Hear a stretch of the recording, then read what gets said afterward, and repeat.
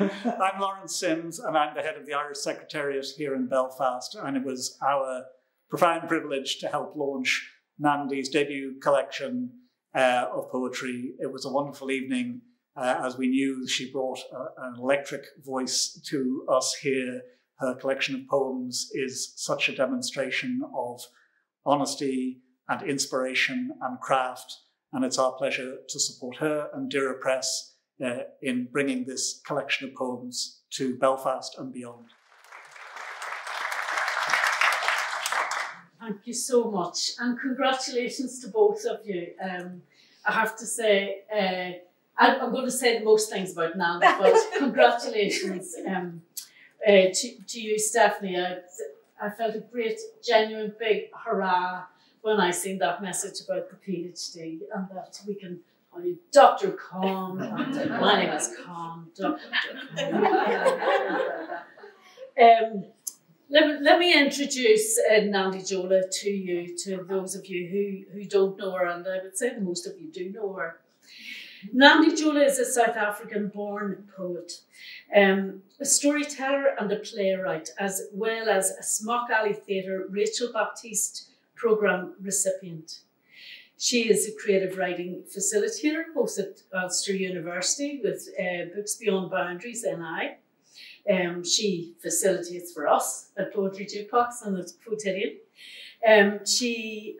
Her one-woman play, The Journey, opens the International Literature Festival in Dublin in October 2020. And she has represented Northern Ireland at the Transpoesy Poetry Festival in 2021. She has had work commissioned for the Poetry Jukebox, for Centre Culturel Irlandais, and she's currently studying for her MA in poetry at Queen's University.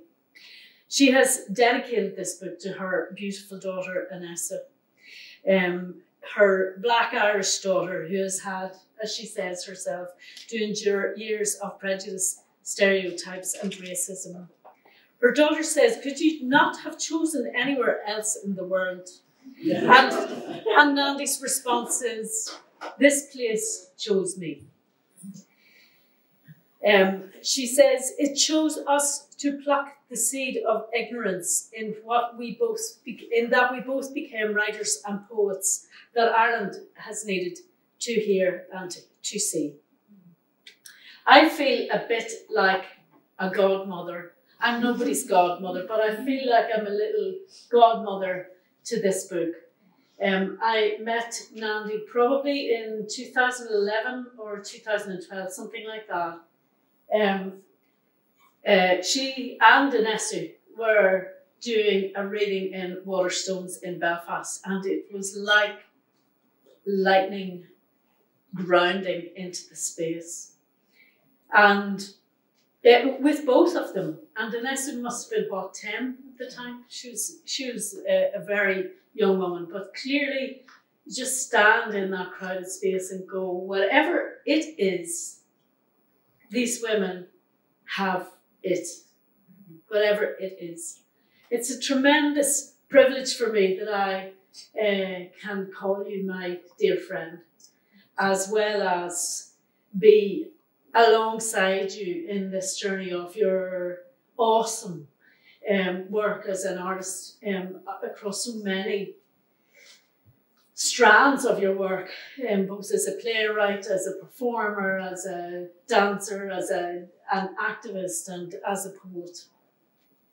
You have brought such friendship and such an enriched sense of home for me. And I know that while your collection is called Home is Neither Here Nor There, I suppose I would like to think perhaps we can change that over time, that it becomes home is both here and there, and that we add in the and that we add in the both, because the whole collection is really about exploring who belongs, how we belong, how we see and experience the world. And Nandi has come to be in Northern Ireland. She's like this comet who's here, expanding our own ideas about what home means. and what belonging means, and enriching our own experience more fully, because, you know, she's also telling us things that have been said and done in our name, in the name of imperialism, in the name of colonialism, elsewhere across the world. And she's come and telling us that clearly, authentically, with courage, sometimes from deep pain, from a very rich cultural heritage and background, from a rich array of languages. Is it 4 languages or 5? Just the 5. Just the 5. And sometimes those things are difficult for us to hear, in the way it is also difficult for someone to have lived that experience, to embody it and to articulate it. And she does that unflinchingly, with authenticity, with integrity, and with the truth. All of those encounters with the world. And as we progress, we become a new place, a new people, and broader and richer in our way of being in the world. And what I love about this, she's picked up all those threads of things like the anti-apartheid protests of the Duns workers in the South, differing perspectives on division, on conflict, on the lived experience of apartheid and racism. And our situation here in Northern Ireland, sectarianism is not the same, but it's not that different either at times. So there are resonances between the places. And just this past week, I heard the first of the swifts overhead. They're migratory birds. They never land anywhere but when they come to the Northern Hemisphere to breed. So they're here for a short while. They're a little bit early this year, I think, and that seems to be weather dependent as much as anything else. And they'll be here now until the end of July or the beginning of August. But they come with such unfiltered urgency and an absolute aliveness that isn't compromised by anything other than this commitment to life, and a clarity that they are just the thing, nothing more, nothing less, fully committed. Nandi Jola reminds me of that in some way, that that unfiltered commitment to life, to the truth, to her own authenticity, her integrity, and her willingness to experience the world as kinetic and tell us the tales of what is interstitial to that and what's foreground and where the resistance is, where the joy and the love and the ebullience is, and where it hurts, and what that means, and what we do with all of that as we move forward. I'm so proud of you. I'm so happy to see this book in the world. I'm really delighted that I get to be a little godmother to it, and to be part of your story here. And you get to a point in your life where you think you're just too old to gather friends anymore. I'm so glad to be wrong on that. Nandi Jola.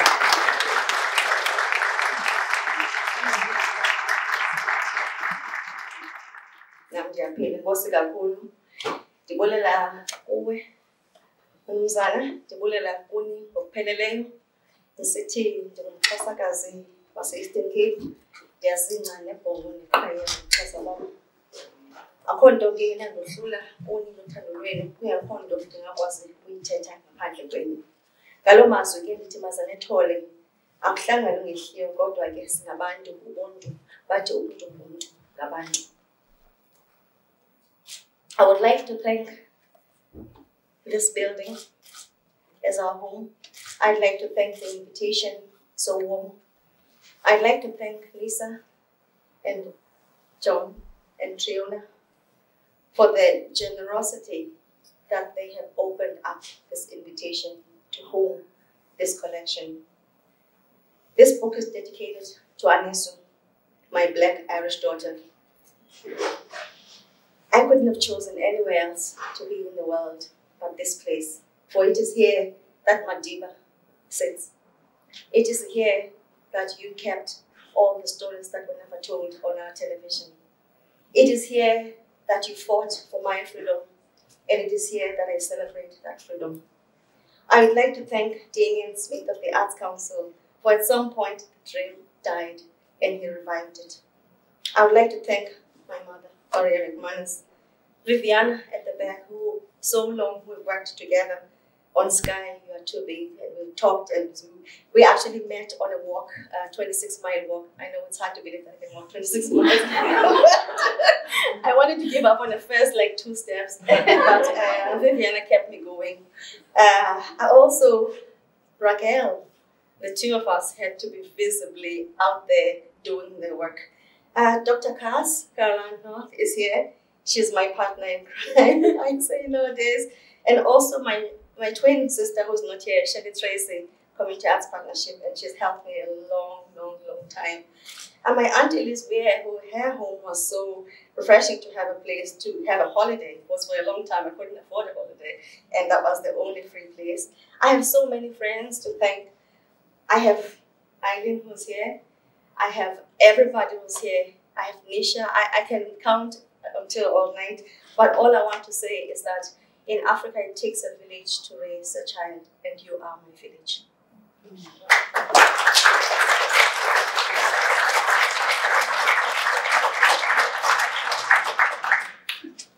I'm just going to read this prose that John talked about. And I'm so happy that John didn't know what a milli was. And I had to tell him or teach him what a milli was. So a milli is a child who used to work in the mill in those days. So this one is called Veranda Sunsets. And I also have to explain to people what a veranda is. So does everybody know what a veranda is? Yes? Do you know what a stoop is? Yes. Yes? Okay, so a lot of people don't know what a veranda is. So the ones who know will explain to the ones who don't know. That'll be a conversation starter later on. So, veranda sunsets. Our house always looked sterile, just like mother. It had a clear divide of do's and don'ts. Mother, a teacher, comes from a wealthy family, and she always reminded us, me and my brother, that using a knife and fork at the table was manners and not a white people thing or colonization. But my father's side thought we were brought up white. Following her ways of doing things was like walking on eggshells, not knowing when the next insult would come.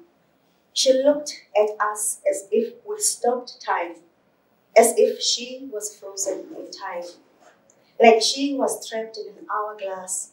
In fact, she reminded us all the time that before we arrived on this planet, there was no apartheid, as if we brought it with us on our arrival, like when babies carry their food in their umbilical cords from wherever they come from, Pluto or Mars, I don't know. She generally recalls in her soft voice the good old days, as she calls them.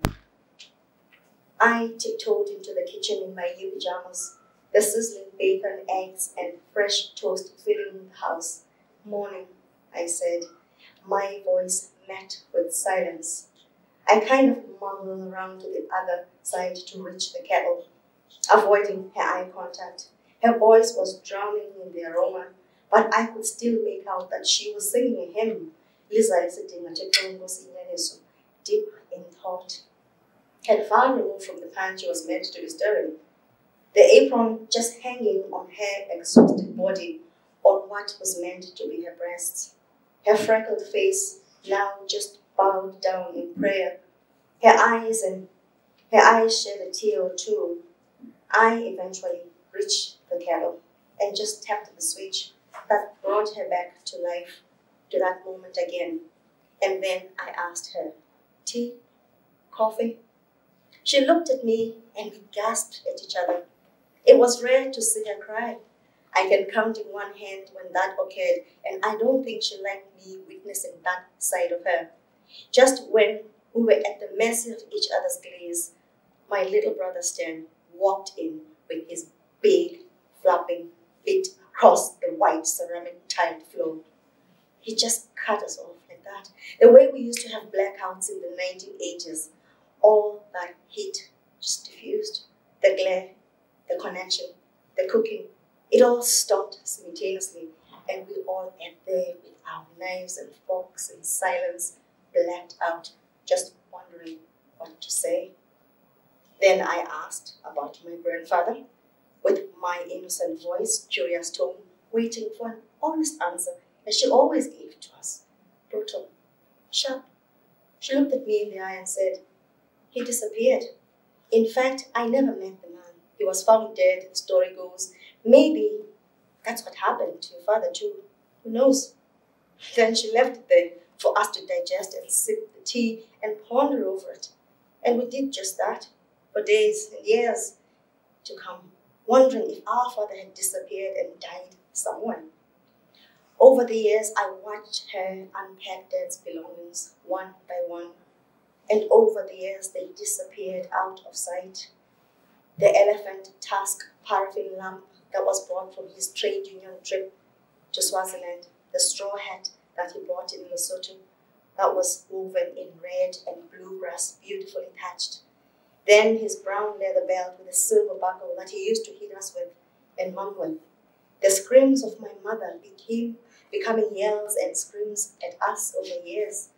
The binoculars, the golf club, everything disappeared over time, and so did my memories of him, until I planted a garden of spinach, tomatoes, and onions, and each morning when I watered it, I prayed over it for his return home. We sat on the floor to watch the television, no flinching, no noise, just like we did when Dad was there. We didn't run around the house. The orders were still obeyed, our rules. We were like child soldiers. The bed-making routine were observed every morning, followed by the shoe polishing every evening on the stoop, looking at the moon and just wondering what planet my dad was on now, and which one was his father on. The radio seemed like the only solace. Every evening, listening to stories on my PP9 powered battery, Nomatotol, characters came to life. Stories that a 14-year-old imagination identified with.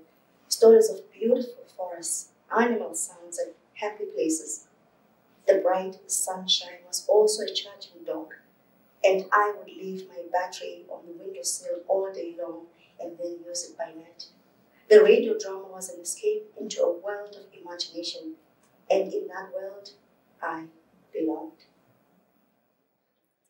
I mean, it's really nice to have like the first book like have me mentioned in it, and I think it just shows like the journey of it. Because I remember when I was like 10 or 11 years old, like she says that this book has been 10 years in the making, and it really, really has. Like I remember her talking about it when I was younger, and I would see all the printed out the paper documents being like, "Home is neither here nor there." It's something. It's a title that's lived in our house for like over a decade. So I think it's really lovely to have that mentioned in the book of me, and I think it's the way that she writes about her mother in this book. It's so interesting to then look at it as her daughter to see how this journey has changed for her, and from her being here before I was even born to where she is now, and just look at all the progress she's made, and from where she was when I was a child and how I remember growing up to where we are now. I think it's just lovely. I had a place. I knew then that I wanted to become a writer, a storyteller. I did have friends, of course, and places to visit and people to see. But to me, there was no more to life than going to church every Sunday, dressed to kill and singing the same hymn songs. I knew there had to be something else. There had to be more than polishing the church pews and brass on a Saturday. I often wondered about the other side, the white people's side, the side that we were not allowed to go on, where the signs clearly stated whites only. I often imagined about that side where you would see beautiful parks, children having ice cream on beautiful benches. They seemed to be in paradise. We only played Puta on our side of Black Dot. Those children on the other side were happy. Those were our childhood games, games that kept us away from home, away from trouble. We definitely did not have beautiful parks and benches. We were lucky to even have Kool-Aid on a sunny day. Mother wept and withered between the old and the new. She could see the end of apartheid was coming. We would hear rumors that Mandela was going to be freed. The anxiety came from the change that was coming, both in our home and outside. The whites' only signs started to disappear, and soon enough, Mother took us out more often. She kind of softened. It was fun to get on a taxi to go to the mall in Greenacres. It was there that I had my first ice cream, vanilla, on a cone draped in chocolate. I remember going to the cinema to watch Coming to America. I had never experienced such intensity in my life, such joy, such pleasure. I called it bioscope. That's what I called it from our side. Even though we ventured out more, we tried to make the divides disappear. The lines in the sand, the reality was harder though. The mental divides were harder to erase. The do's and the don'ts, the beatings, the harsh words, the stigma of apartheid hanging on us like a bad smell. I left South Africa in 2001. I left Mother, left places that still had signs and people who still believed that they were the chosen ones. I left my newly found folds like pizzas and ice cream and newly discovered places like malls and cinemas. I wanted to find my paradise, a place where I could become a writer and a storyteller. I wanted to find an audience, and sure enough, I found it in a place called Belfast. I soon learned a new language and culture. What a Baitia was my way of talking. So I learned that language, and now I was talking like a Malay. I had a Malay. Oh, Mommy, what have I done? Oh, and she asked me, Mommy, are we black Catholics or black Protestants? Just when I thought I left politics in South Africa. There are no verandas here, just peace walls. It is cold here, just like the people I left behind. I miss Mother, and sometimes I often wonder, what would she make of this new place that I call home?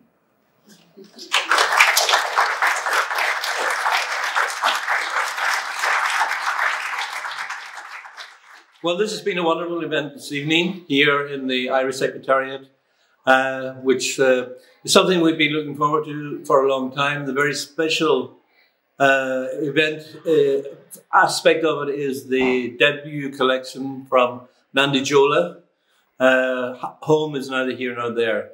And we had a third collection from Stephanie Kong, which is Off Kilter. We had a great turnout of people from all across the communities here in Belfast. And we've been very, very happy with the reception that we've had. Sharpeville Massacre. He steps out, holding his dumbass. Then he shouts, "Enough is enough." He senses the tension, the smell of burning tires, oblivious to his last steps, his last breath, his freedom. He takes a milestone approaching history. This hero, whose name we don't know, will always be remembered. They opened fire. 5,000, 7,000 people screams, shot in the back, gasping, lifeless, 69, with their eyes wide open, bubbling blood clots, each marks spot. Irish people were slaves too. Did you know that? Of course they were not. Did they work in the plantations, picking cottons over the hundreds of years? Were they lynched as well? Were they bent at the stake, segregated, soaked? Do they have the need to say today that Irish lives matter? And the answer is no. Did you come here by boat? No. A black woman invented navigation in the 20th century.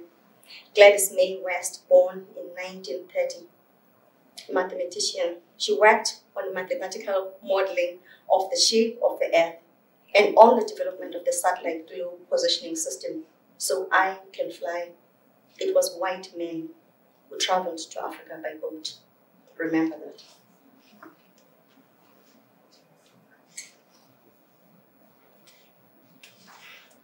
Were you born here?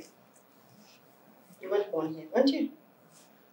Anyone who is born different cannot be interwoven into us and them, in the orange and the green of our culture. Our fabric cannot be dyed, nor can the family crosses be made again. We will invent boxes for you instead. Black Irish, black British, black this, black that, black other, the list goes on.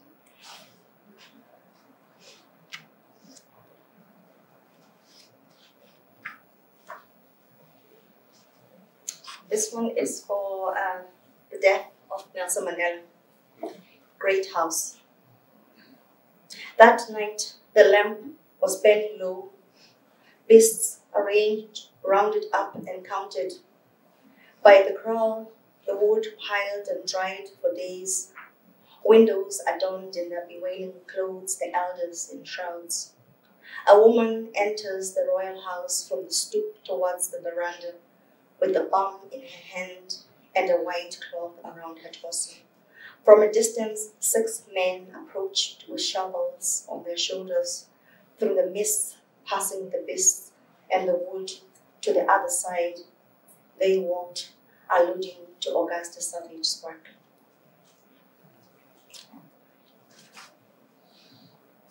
Somewhere between Africa and Belfast are broken promises. Rain, brown soil, God, friendship, love, Madiba on the peace wall, and pain, bullet pain, riot pain, death, life, history.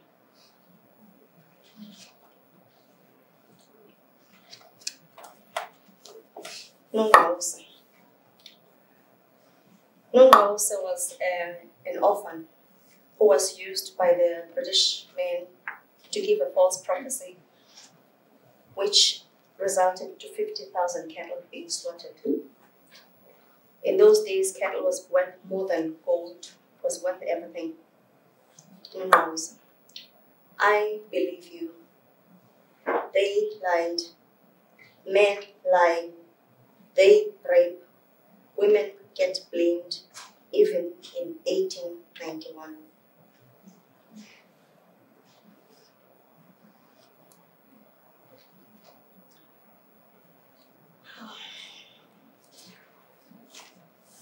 Never, never, and never again shall I be called a Kafir.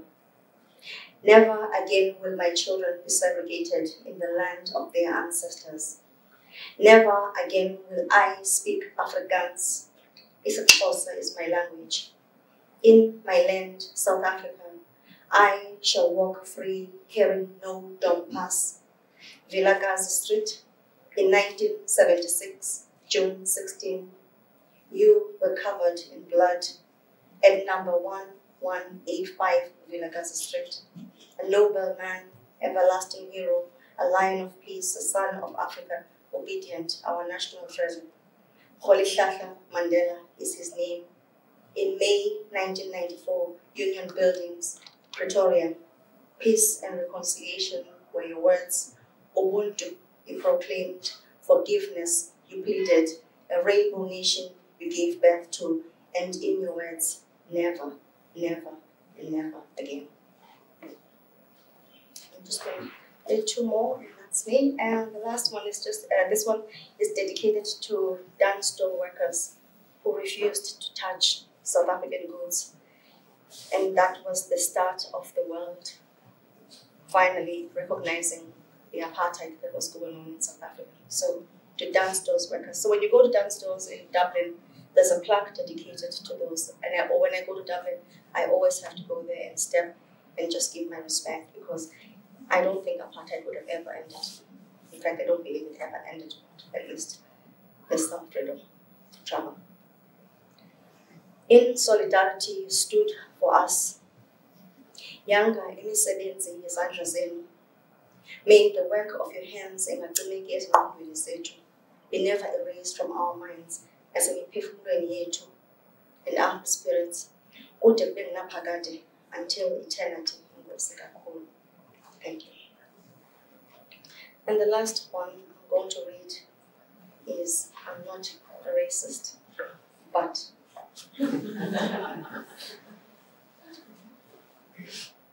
I know you are simply asking why so many people want to come here to take your jobs, your houses, when you have given so much to them, a penny every Sunday in church, and the corner shop in the trophy box with the black baby, them a penny, gold for you in return.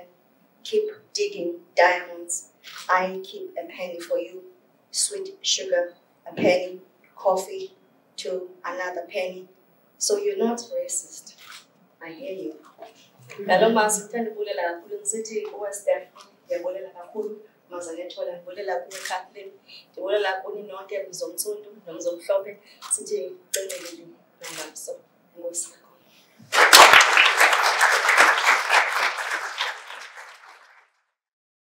Yeah, so the event was so emotional because of Maria McManus, who was my mentor, and unfortunately I know Moira Donaldson couldn't be here tonight, but it was so emotional to hear that she said that she was the godmother of the collection.